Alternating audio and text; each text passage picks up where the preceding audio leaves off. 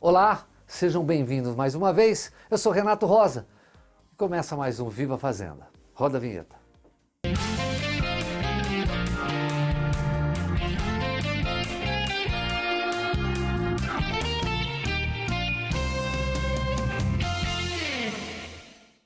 Se a água falasse, provavelmente pediria um cafezinho ou um pouco mais de atenção. É aí que entra o Departamento de Meio Ambiente, junto com o seu pessoal de saneamento e resíduos. Um time que trabalha nos bastidores para que a nossa torneira funcione e a água gordurosa da sua pia não resolva fazer turismo fora de hora. E até aquele mau cheiro que sobe pelo ralo da cozinha não incomode mais. Porque a água merece uma segunda chance. E quem vai nos responder todas essas perguntas é o William. William, nos conte um pouquinho mais sobre cada assunto. Então, hoje numa residência moderna, a gente tem três estruturas de água, pelo menos, que todas as residências têm que lidar. A parte da água tratada, aquela água que você vai receber vindo da adutora e encaminha lá direitinho para sua caixa d'água. É muito importante que essa daí tome cuidado com vazamentos com ela. É importante você estar sempre checando, porque não só é um desperdício, e quem aqui gostaria de desperdício tanto de dinheiro como do recurso, como existem casos em que o vazamento pode contaminar a sua água. Você até melhora de qualidade. Outro tipo de água que é importante a gente não ter o cuidado e de ter o próprio caminho são as águas de chuva, são famosas águas pluviais. Existe a possibilidade, por exemplo, de a gente fazer até uma reutilização delas. Mas o importante é que você tenha o encaminhamento de não deixar essa água ficar parada. Ela não pode se acumular. Água acumulando, você tem a formação de coisas, tanto de vetores de doenças, o famoso mosquito da dengue, você tem a criação de mofos, você pode ter a criação de infiltrações em estruturas. Então, na sua casa é importante ter o cuidado de deixar as águas da chuva fluírem para o seu caminho. E esse caminho é diferente das outras águas do esgotamento sanitário, que é importante também ter no seu próprio caminho. É importante você checar se sua casa ela tem ligação pela rede da Sanepar, se existe coleta da estação de tratamento de esgoto. E é importante também checar, se não existir, você vai ter que instalar um sisteminha de filtro, fossa e sumidouro, porque assim, quem já passou e quem já sentiu o mau cheiro que existe quando você tem uma rede mal instalada, sabe como que isso pode causar muita dor de cabeça, literalmente. O excesso daquele mau cheiro, o excesso daquelas doenças, você não consegue nem ficar ali do lado. Então, vai melhorar a tua vida conseguindo separar. E é importante saber separar cada um desses tipos de águas, incluindo, lembrando que existem vários tipos de águas de esgotamento que têm o seu destino diferente.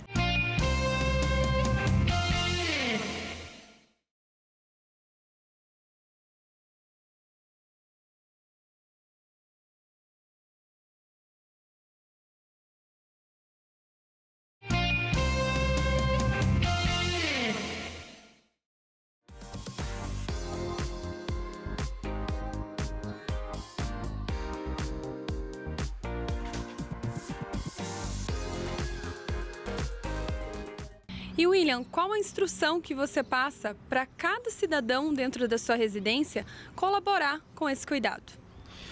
Primeiro, conhecer como é que é o sistema de águas que você tem na sua casa. Águas potáveis, você pode ter mais do que um sistema, sistemas de água fria, água quente, uma instalação, por exemplo, de aquecimento solar. Banho quente é uma coisa deliciosa para se ter. Então é um cuidado que é disponível para a gente ter, só que é importante você mantê-lo limpo, você mantê-lo higienizado, você não permitir com que ele se obstrua e manter esses dois sistemas de água que funcionam sob pressão, sem problemas de vazamentos. Água de chuva, por exemplo. Minha avó, ela adorava utilizar essa água de chuva para irrigar as plantas. Então é importante você ter cuidado. Pega os 5 primeiros minutinhos de chuva e deixa ir embora. Por quê? Porque existe muita fuligem, existem gases na atmosfera. Esses primeiros 5 minutos são responsáveis pela chuva, por limpar esses gases. O óleo que, por exemplo, vaza de um carro, aquilo que os pombos deixam no telhado. Deixa ele embora, o restante você vai ter uma água muito mais limpa, não potável, mas que você pode utilizar para lavar sua calçada, para lavar seu carro, para fazer suas outras partes. E da parte do esgotamento sanitário, nós temos pelo menos 3 tipos de águas. águas que a gente chama de escuras, águas cinzas e aquela água bem gordurosa.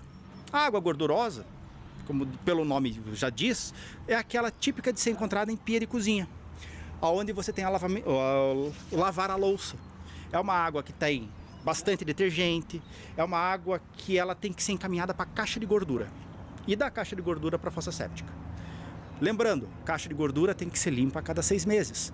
Por quê? Você tem tanto aquele resto de comida, aquele resto de osso que afunda e tem que ser limpado lá embaixo, como a parte da gordura que boia em cima e tem que ser limpo por cima. Senão você vai ter um sistema que vai extravasar e aí ele perde a função. Temos as águas escuras, que são aquelas águas mais mal cheirosas, aquelas típicas que a gente pensa quando pensa no esgotamento sanitário. Essas você pode enviar direto para a fossa séptica. O sistema hoje de fossa, filtro e sumidouro, para aqueles que não têm coleta da Sanepar. É importante seguir esse sistema, porque ele ficou bem compacto. Ele é um sistema próprio para as moradias que hoje são menores e precisam desse ganho de espaço. Existem outras alternativas também, como biodigestor, pequenos. Por fim, águas cinzas. São aquela água que tem bastante sabão, que tem bastante shampoo, que tem bastante creme, aonde que elas são encaminhadas para a caixa sifonada, aonde existe um sisteminha para impedir que os gases venham e deixar a tua casa bem cheirosa, sem problema nenhum de saneamento. No fim das contas, cuidar da água e do lixo é como cuidar da sua casa. Ninguém gosta de bagunça, mau cheiro ou desperdício. Por isso, o Departamento de Meio Ambiente e o setor de saneamento e resíduos estão aí para garantir que tudo funcione. Mas a colaboração é coletiva. Fechar a torneira, descartar corretamente e respeitar a natureza não custa caro e rende um futuro bem mais limpo e menos fedido, é claro.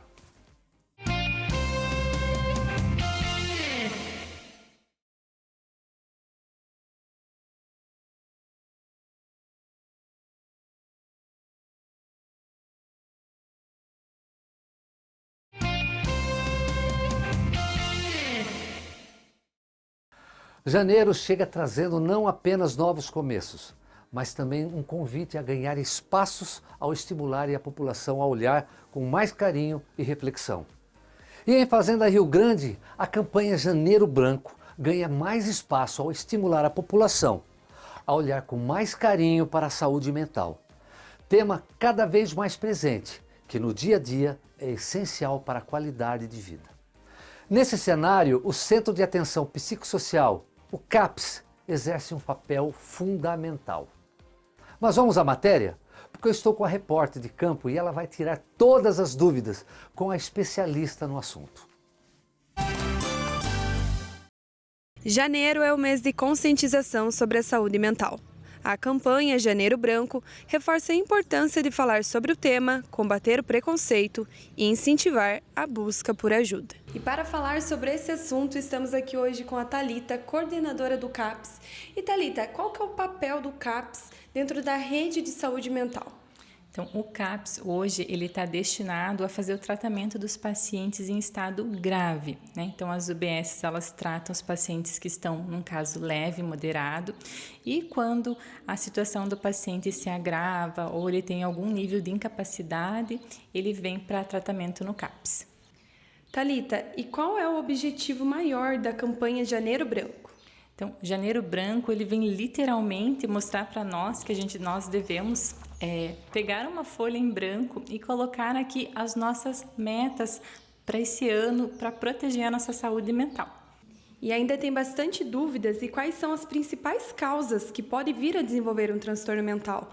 Pode ser a parte financeira, familiar, quais seriam? Isso mesmo, são vários fatores que podem ajudar a desenvolver um problema de transtorno mental. Então, os transtornos mentais, a gente fala que eles são de fatores biopsicossociais. Envolvem, sim, a família, envolvem trabalho, envolvem a situação financeira. E também envolvem a nossa genética. E esse ainda é um tabu para muitas pessoas, né? Porque falar sobre a saúde mental ainda é um desafio. Sim, hoje ainda há um desconhecimento muito grande sobre a saúde mental, Tanto que de cada 5 pessoas que estão desenvolvendo um transtorno mental, que estão em sofrimento, quando elas pedem ajuda, geralmente as pessoas falam: não, mas isso é uma fase, vai passar, é só trabalhar que passa. Mas não funciona dessa forma. Thalita, e o que pode ser feito para melhorar a saúde mental? Então, essa é a pergunta mais importante, tá? Então, são várias atividades que a gente pode fazer que vão ajudar a promover a nossa saúde mental, como atividade física, psicoterapia, momentos de lazer, fortalecer as nossas amizades, ter contato com a natureza, a psicoterapia também. Então, tudo isso vai ajudar na nossa saúde mental. E quais são os sinais que uma pessoa precisa procurar ajuda profissional? Porque ainda é muito sutil a forma que chega na vida de cada um, né? Então, eu sempre digo assim, quando você começou a se sentir esgotado, cansado, a achar que as coisas não têm mais sentido na vida, então é o momento já de começar a pedir ajuda e procurar tratamento. E uma dúvida bem frequente é quem pode buscar o atendimento no CAPS? Como funciona esse acesso para vir até aqui?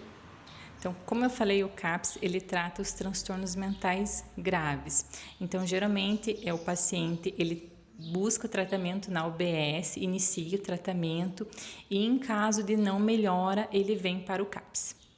E para finalizar essa entrevista, Thalita, qual a mensagem que você deixa para quem está passando por um momento difícil, mas ainda tem receio de pedir ajuda?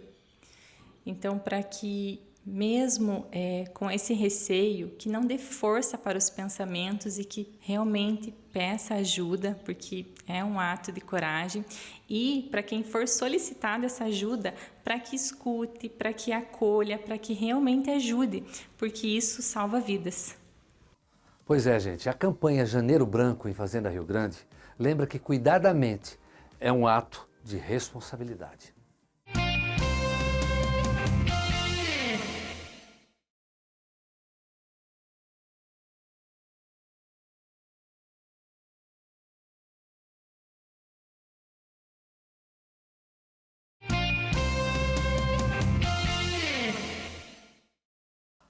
Acabamos de falar do Janeiro Branco.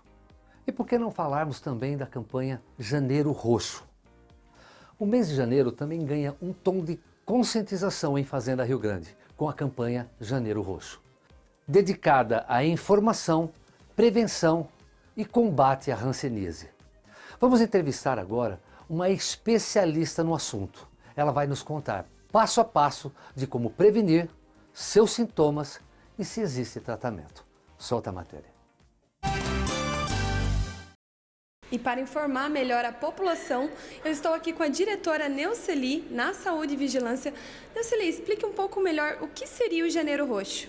Então, o Janeiro Roxo é um mês de campanha onde a gente trabalha com maior ênfase a questão da prevenção da hanseníase, trabalhando a questão do estigma contra a doença que ainda existe e também a promoção do diagnóstico precoce. E o que seria a hanseníase? Uma hanseníase é uma doença, ela é causada por uma bactéria que afeta os nervos e a pele, também as mucosas, E se ela não for tratada precocemente, ela pode ocasionar incapacidades. E quais são os principais sinais e sintomas que a população deve observar? Então, os principais sintomas da hanseníase são manchas pelo corpo, elas podem ter a coloração amarronzada, esbranquiçada ou avermelhada, a perda da sensibilidade local, até a queda dos pelos daquele local, e também a pessoa pode ter a sensação de formigamento ou fisgada nos braços e nas pernas, e a perda também da força muscular. Neuceli, e por que a hanseníase ainda é cercada de tanto preconceito?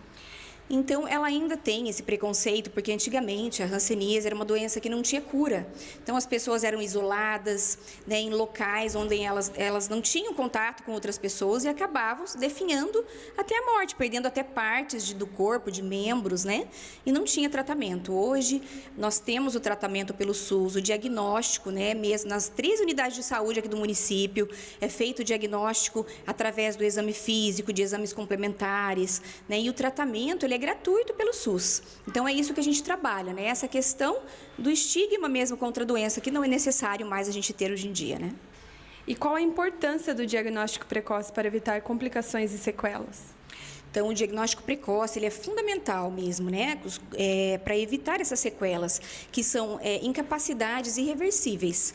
tanto no movimento, na sensibilidade, né? Então, perda de sensibilidade, de movimentação permanente, né? As mãos em garra. Então, são várias sequelas que vão tornar essa pessoa debilitada, né? E comprometer a qualidade dela depois ao longo dos anos. E onde a população pode buscar diagnóstico e atendimento na rede pública?